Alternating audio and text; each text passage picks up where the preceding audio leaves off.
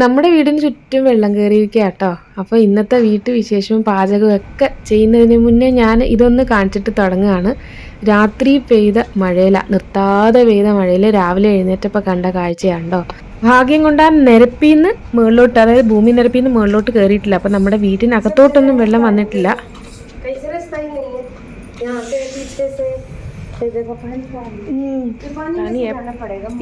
നമ്മുടെ വീട് കണ്ടോ, ഭയങ്കര ഹാപ്പി ആയിരുന്നു വന്നപ്പോൾ കേട്ടോ. അവർ ഈ വെള്ളത്തിൽ കൂടെ ഒക്കെ തുഴഞ്ഞാണ് വന്നത്. അപ്പോൾ ഞാൻ പറഞ്ഞു അപ്പുറത്ത് വെള്ളം താന്നിരിക്കുകയാണ്, അതായത് അവിടെ വറ്റിക്കിടക്കുന്ന കുറച്ച് ഏരിയ ഉണ്ട്, അതുവഴി പോകാൻ പറഞ്ഞപ്പോൾ പുള്ളിക്കാരിക്ക് ആ വഴി പോകണ്ട, ഈ വെള്ളത്തിൽ കൂടെ തന്നെ പോകണം. നനഞ്ഞാണ് നമ്മുടെ വീട്ടിൽ വന്നത്. ഞാൻ തുടപ്പിക്കുകയൊന്നും ചെയ്തില്ല കേട്ടോ. ഇന്ന് ഞാൻ ജസ്റ്റ് ഒന്ന് ചൂലെടുത്ത് അടിച്ചു വാരിയിട്ട് പെട്ടെന്ന് പൊയ്ക്കോളാൻ പറഞ്ഞു. ഞാൻ ചെയ്യേണ്ടെന്ന് പറഞ്ഞു, പക്ഷേ പുള്ളിക്കാരിക്ക് ചെയ്യണമെന്ന് പറഞ്ഞ് മസ്റ്റായിട്ട് ചെയ്തതാണ്.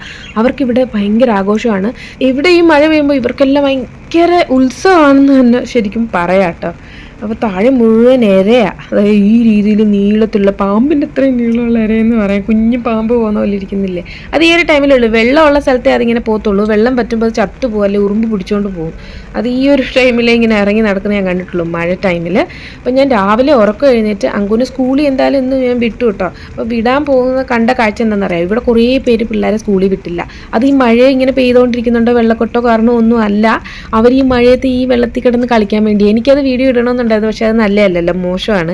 കാരണം അവരൊക്കെ ഇങ്ങനെ ഇവിടെയൊക്കെ രാവിലെ ഫുള്ള് പിള്ളേരും ഫാമിലിയായിട്ട് ഈ വെള്ളത്തിൽ കിടന്ന് കളിക്കുമായിരുന്നു. അപ്പോൾ അത് എനിക്ക് വീഡിയോ എടുത്തിടാനൊരു മടിയുള്ളതാണ്, അല്ലെങ്കിൽ ഞാനത് ശരിക്കും അത് കാണിച്ചു തന്നെ. ഭയങ്കര ഉത്സവമായിരുന്നു ഇവിടെ.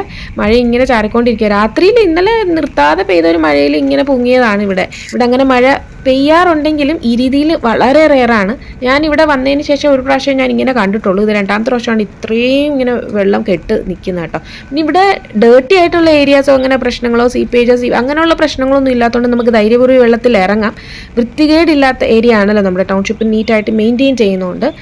അപ്പോൾ കുറേ എന്താ പറയുക, എനിക്ക് നമ്മുടെ നാടിൻ്റെ കാര്യം ഓർമ്മ വന്നു കേട്ടോ. നമ്മുടെ നാട് ഇപ്പോൾ ഒത്തിരി പേര് കഷ്ടപ്പെടുന്നുണ്ടല്ലോ. അപ്പം മഴ എന്താണെന്ന് കേരളത്തിലുള്ളവർക്ക് ശരിക്കും അറിയാം, ഇവിടെ ഉള്ളവർക്ക് ഇതൊരു ഭയങ്കര ആഘോഷമാണ്. വെൽക്കം ബാക്ക് ഡിയേഴ്സ്, എന്തൊക്കെയുണ്ട് വിശേഷങ്ങൾ? എല്ലാവർക്കും സുഖമെന്ന് വിശ്വസിക്കുന്നു. അപ്പം നമ്മുടെ പതിവ് പരിപാടികളിലോട്ട് അങ്കുനെ സ്കൂളിൽ വിട്ടു, ഒരാക്കെ ഓഫീസിൽ പോയി. ഇന്ന് ഞാൻ പ്രോട്ടീൻ ഇഷ്ടപ്പെടുന്നവർക്ക്, പ്രോട്ടീൻ മാക്സിമം ഇൻടേക്ക് ചെയ്യാൻ ശ്രമിക്കുന്നവർക്ക് പറ്റിയ ഒരു ദോശ കാണിച്ചു തരാം കേട്ടോ. അത് ഈസിയാണ് ഉണ്ടാക്കാൻ, പെട്ടെന്ന് നമുക്ക് പ്രോട്ടീൻ കിട്ടുകയും ചെയ്യും. അതെന്താ വെച്ചാൽ നമ്മുടെ മസൂർ ദാലാണ്. ഇത് ഭയങ്കര ഹൈ പ്രോട്ടീൻ എന്നാണെന്ന് പറയാം. യൂറിക് ആസിഡൊക്കെ ഉള്ളവർക്ക് ശരിക്കും അവോയ്ഡ് ചെയ്യണമെന്നാണ് പറയുന്നത്, പക്ഷേ ഞാനിത് എന്തായാലും എടുത്തു. അങ്കുൻ്റെ ഫേവറേറ്റ് ദാലാണിത്. അതൊരു നാഴി എടുത്തിട്ട് ഒരു പിടി, അതായത് 1/4 നാഴി താഴെ അരിയേ ഇട്ടുള്ളൂ, കാരണം ഒരു ബലം കിട്ടാൻ വേണ്ടിയാണ് നമുക്ക് നമ്മുടെ ദോശയ്ക്ക് കേട്ടോ.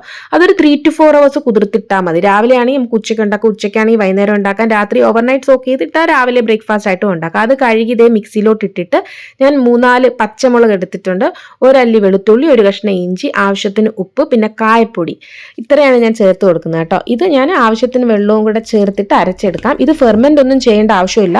ഞാൻ പറഞ്ഞല്ലോ, ഈ ഡയറ്റ്, അതായത് വണ്ണമൊക്കെ കുറയ്ക്കാൻ ശ്രമിക്കുന്നവർക്ക് ബെസ്റ്റാണ്. ജിമ്മിൽ പോകുന്നവർക്കും എല്ലാം ബെസ്റ്റ് എന്ന് പറഞ്ഞാൽ ഭയങ്കര ഹെൽത്തി ആയിട്ടുള്ളൊരു സംഭവമാണിത്.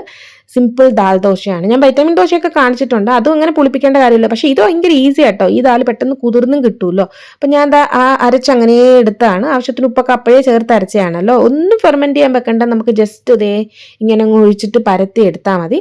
ആവശ്യത്തിന് നെയ്യോ എണ്ണയോ, ഞാൻ നല്ലെണ്ണയാണ് കുറച്ചൊന്ന് തൂക്കി കൊടുക്കുന്നത്. എപ്പോഴും ദോശയ്ക്ക് നല്ലെണ്ണ ആട്ടോ ഒരു ഫ്ലേവർ. അപ്പോൾ പെട്ടെന്ന് ഇളകിയും വരുമല്ലോ. അപ്പോൾ തിരിച്ചും മറിച്ചും ഇങ്ങനെ ഇട്ടിട്ട് ഒരുപാടൊന്നും വേണ്ട ആവശ്യമില്ല, കാരണം ദാൽ ഓൾറെഡി നല്ല സോക്കായതാണ് നമ്മുടെ.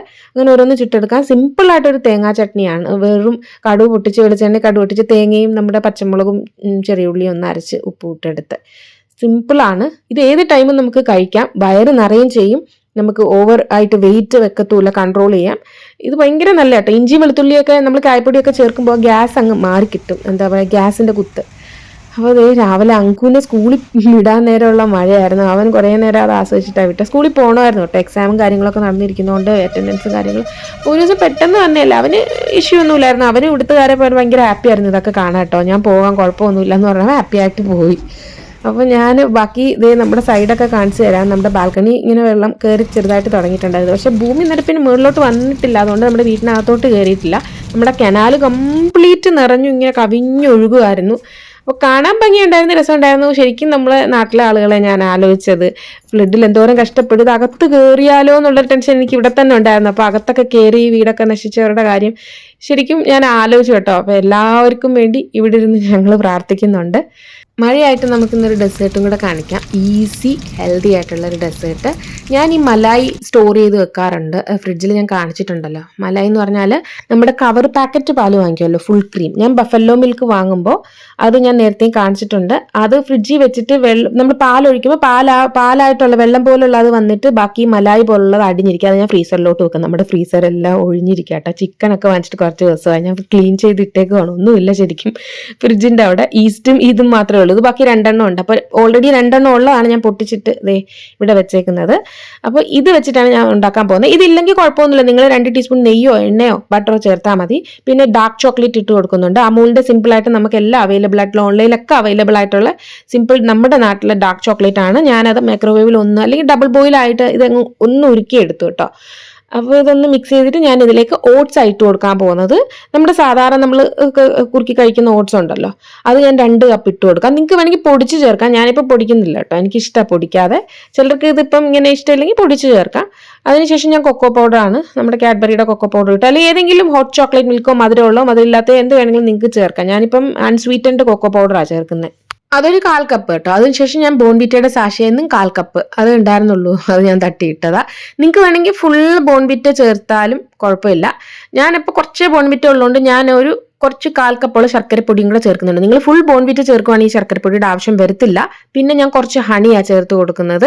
കാരണം പിള്ളേർക്ക് കുറച്ച് സ്വീറ്റ് ആയിട്ട് വേണമെങ്കിൽ ഡാർക്ക് ചോക്ലേറ്റിന് ഒരു കയ്പ് കാണുമല്ലോ ചെറുതായിട്ട്. അപ്പോൾ അതൊക്കെ മാറാൻ വേണ്ടിയാണ് ഹണിയും കൂടെ ഒന്ന് നമുക്ക് ചേർത്ത് കൊടുക്കാം. പിന്നെ ആവശ്യത്തിന് പാലൊഴിച്ചിട്ട് ഈ രീതിയിൽ നമുക്ക് എടുക്കാം. ഇത് കേക്ക് അല്ല, ജസ്റ്റ് ഒരു ബ്രൗണി ടൈപ്പ് ആട്ടോ. അപ്പം നമുക്ക് ഇഷ്ടമുള്ള ഒരു കൺസിസ്റ്റൻസി ആക്കി എടുക്കുക. ഒരുപാട് വെള്ളം ആക്കരുത്, എന്നെ ഒത്തിരി കട്ടിയോ ആവരുത്.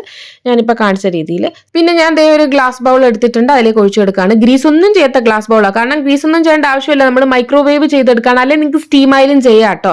കാരണം ഇതിപ്പോൾ പെട്ടെന്ന് വിട്ട് വരും. അതുകൊണ്ട് നമ്മൾ അങ്ങനെ ഗ്രീസ് ചെയ്യേണ്ട കാര്യമൊന്നുമില്ല. കേക്ക് അല്ലല്ലോ ഇത് സിമ്പിൾ ഒരു ബ്രൗണി ടൈപ്പാണ്. അത് ഞാൻ കാണിച്ചു തരാം. ഞാൻ നേരത്തെ ഒരെണ്ണം കാണിച്ചിട്ടുണ്ട്. അത് ഞാൻ മുട്ടയും കൂടെ ചേർത്തിട്ടുള്ളൂ. ഇതിപ്പോൾ മുട്ട ഇല്ലാതെയാണ് ഞാൻ കാണിക്കുന്നത് കേട്ടോ. മുട്ട ഇഷ്ടമില്ലാത്തവർക്ക് അങ്ങനെയും ചെയ്യാമല്ലോ. സ്റ്റീം ചെയ്യുന്നത് അലുമിനിയം പേപ്പർ വെച്ചിട്ടൊന്ന് അടച്ച് മേളിൽ വെച്ചെടുത്തിട്ടൊന്ന് 2-3 ഹോള് ഇട്ടിട്ടൊന്ന് ആവി കയറ്റി എടുക്കുക. ഒരു 10-20 മിനിറ്റ് അല്ലെങ്കിൽ 30 മിനിറ്റ്സ് മാക്സിമം. ഞാനിപ്പോൾ മൈക്രോവേവിൽ ഒരു 80 എൻ്റെ ഇതിൽ മൈക്രോവേവ് ചെയ്തെടുക്കുകയാണ് 7 മിനിറ്റ്സ്. കൺവെക്ഷൻ മോഡോ ഇലക്ട്രിക് മോഡോ ഒന്നുമല്ല, സിമ്പിൾ മൈക്രോവേവ്. കാരണം ഞാൻ പറഞ്ഞല്ലോ അത് കേക്കല്ല. മൈക്രോവേവ് എന്ന് പറഞ്ഞാൽ വേവ് വ്യത്യാസമാണ്, നടുക്കുന്നാണ് അത് കുക്കായി വരുന്നത്. അതും കൺവെക്ഷൻ ഇലക്ട്രിക് ആണെങ്കിൽ മേളിൽ നിന്ന് ചൂടടിച്ചിട്ടുള്ളതല്ലേ. അപ്പോൾ ഇതാണെങ്കിൽ നല്ല വെൽ കുക്ക്ഡായി പെട്ടെന്ന് നമുക്ക് കിട്ടുകയും ചെയ്യും, നല്ല സോഫ്റ്റും ആയിരിക്കും. അപ്പോൾ ഈ ബ്രൗണീസിനൊക്കെ എപ്പോഴും മൈക്രോവേവ് മോഡാണ് നല്ലത്. അപ്പോൾ ഞാനത് എടുത്തത് നന്നായിട്ട് വിട്ട് തന്നിട്ടുണ്ട് കണ്ടോ. സ്റ്റാൻഡിങ് ടൈം 1-2 മിനിറ്റ് വെച്ചതിന് ശേഷമാണ് ഞാൻ പുറത്ത് വെച്ച് ചൂടോടെ തന്നെ മുറിക്കുക. നല്ല തണുത്തതിന് ശേഷം ഫ്രിഡ്ജിൽ വെച്ചിട്ട് അങ്ങനെ സെറ്റാക്കിയും കഴിക്കാം. ഇതിന്റെ പുറത്ത് ചോക്ലേറ്റ് ഒക്കെ ഒഴിച്ച് സെറ്റാക്കി കഴിക്കാം, പുഡിംഗ് മോഡിൽ കഴിക്കാം, ഐസ്ക്രീം ഒഴിച്ച് കഴിക്കാം, എങ്ങനെ വേണമെങ്കിലും കഴിക്കാം. ഞാൻ ചൂടോടുകൂടി ഒരു ലൈറ്റ് ചൂടുണ്ട് കേട്ടോ. ഞാൻ സ്റ്റാൻഡിങ് ടൈമിൽ ഒരു 2 മിനിറ്റ് കൂടെ മൈക്രോവേവ് വെച്ചിരുന്നു. മൈക്രോവേവ് മോഡാണെങ്കിൽ എപ്പോഴും നമ്മൾ സ്റ്റാൻഡിങ് ടൈമിൽ വെക്കണം. അത് ഇല്ലെങ്കിൽ ഞാൻ പറഞ്ഞത് നിങ്ങൾ ടെൻഷൻ അടിക്കേണ്ട, വെറും സ്റ്റീം ചെയ്താൽ മതി. മുകളിൽ അലുമിനിയം ഫോയിൽ ഇട്ടിട്ട് 2-3 ഹോൾ ഇട്ട് സെറ്റാക്കി എടുത്താൽ മതി. പഞ്ഞി പോലത്തെ ബ്രൗണി കിട്ടിയിട്ടുണ്ട്. പെട്ടെന്ന് ഇളകിയും വരുന്നേ കണ്ടോ, തുള്ളി പോലും ഒട്ടിപ്പിടിക്കാതെ ഇളകി വന്നു. ഞാൻ ലാസ്റ്റ് വട്ടം ബനാനയും മുട്ടയൊക്കെ ചേർത്തിട്ടുള്ളതല്ലേ. ഇതിപ്പോൾ സിമ്പിൾ ആയിട്ട് നമ്മുടെ ഓട്സ് വെച്ചിട്ടുള്ള ഇതാണ്. ഞാൻ പറഞ്ഞല്ലോ ബോൺവിറ്റ ഒരു ഫുൾ സാഷേ ചേർക്കുവാണെങ്കിൽ നിങ്ങൾ ശർക്കരപ്പൊടി ചേർക്കണ്ട. ഞാൻ എൻ്റെ കുറച്ചേ ഉണ്ടായിരുന്നുള്ളൂ, അതുകൊണ്ടാണ് ഞാൻ ശർക്കരപ്പൊടി ചേർത്തത്. പിന്നെ ഹണിയും കൂടെ ചേർത്താൽ മതി. അപ്പോൾ ഇത് ഹെൽത്തി വേർഷൻ ആയിട്ടാണ്. കുഞ്ഞുങ്ങൾക്ക് ഇതിൻ്റെ മുകളിൽ വിപ്പിംഗ് ക്രീം ഒഴിച്ചോ ഐസ്ക്രീം ഒഴിച്ചോ തണുപ്പിച്ചോ എങ്ങനെ വേണമെങ്കിലും കഴിക്കാം. നമുക്കും കഴിക്കാം. നമുക്ക് ആ ഒരു ഷുഗറിനോടുള്ള ക്രേവിങ് മാറി കിട്ടും. ഡാർക്ക് ചോക്ലേറ്റ് അല്ലേ, ഭയങ്കര ഹെൽത്തിയുമാണ്.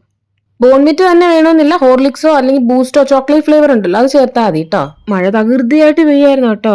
ഫുൾ ഡേ മഴയായിരുന്നു. നമ്മുടെ കിച്ചൺ ബാൽക്കണിയിൽ നിന്നുള്ള ഞാൻ പുറത്തുനിന്ന് കാണിച്ചായത് കണ്ടോ, ആ രീതിയിൽ മഴയാണ്. പിന്നെ ഫ്രണ്ടിലോട്ട് വെള്ളം കയറിയിട്ടില്ല കേട്ടോ. നമ്മുടെ ആ പാർക്കിംഗ് സൈഡിലോട്ടൊക്കെ നമ്മുടെ കുറച്ച് പൊങ്ങിയിരിക്കുന്ന ഏരിയയാണ്. പക്ഷേ സൈഡിലോട്ടുണ്ട് നമ്മുടെ കറിവേപ്പൊക്കെ നിൽക്കുന്നില്ല. ഇപ്പം ഞാനിപ്പോൾ കാണിക്കുന്ന തുളസിത്തറ അതിൻ്റെ സൈഡിലോട്ട് ആ കറിവേപ്പ് നിൽക്കുന്നിടത്തൊക്കെ വെള്ളം ശരിക്കും മുങ്ങി. കാരണം അതിനപ്പുറത്ത് കനാലുണ്ട്. പിന്നെ റോഡും കുറച്ച് പൊങ്ങിയാണ്ട് അങ്ങോട്ടും വലിയ വെള്ളം കയറിയിട്ടില്ല. ഇങ്ങനെ മഴ നിൽക്കുമായിരുന്നു എങ്കിൽ നമുക്കിവിടെയും കംപ്ലീറ്റ് പ്രശ്നം ആയേനെ. പക്ഷേ അത് ഒരു ദിവസമേ നിന്നുള്ളൂ കേട്ടോ. പിന്നെ അതങ്ങ് റെഡി ആയതുകൊണ്ട് നമുക്ക് വേറെ പ്രശ്നങ്ങളൊന്നും വന്നില്ല. വെള്ളം പെട്ടെന്ന് കനാല് വഴി അങ്ങ് പോവുകയും ചെയ്തു. മഴയ്ക്ക് ശരിക്കും നല്ല വശമുണ്ട് ദൂഷ്യവശമുണ്ട്. കുറച്ചൊക്കെ നമുക്ക് ആസ്വദിക്കുമ്പോൾ ഭയങ്കര ഹാപ്പി ആയിട്ടിരിക്കും. പക്ഷെ ഒരു പരിധി കൂടുതലാണെങ്കിൽ എന്തും അത് നമുക്ക് ദോഷമല്ലേ. അപ്പോൾ ഞാനും ഒന്ന് പേടിച്ചിട്ടോ. അകത്തോട്ട് കയറിയാൽ നമ്മളൊന്നാമത് ഗ്രൗണ്ട് ഫ്ലോറും കൂടെ ആയതുകൊണ്ട് ഒരു ചെറിയ പേടി ഉണ്ടായിരുന്നു. അപ്പോൾ ഇന്ന് പോവുകയാണെങ്കിൽ സ്റ്റേ സേഫ് ഡിയേഴ്സ്. ഒത്തിരി സ്നേഹത്തോടെ. Thank you so much. Bye bye dears.